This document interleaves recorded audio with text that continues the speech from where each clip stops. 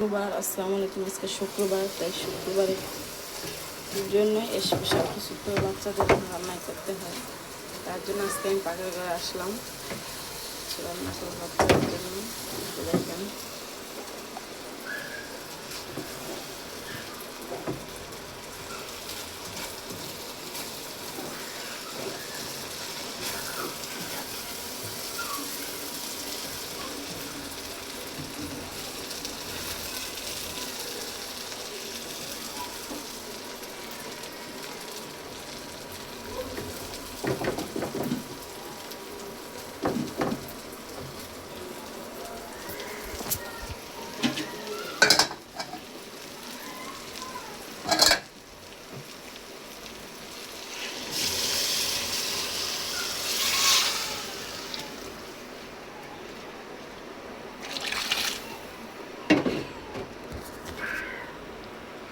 আমি পোলাওটা খুব ভালো রান্না করতে পারি।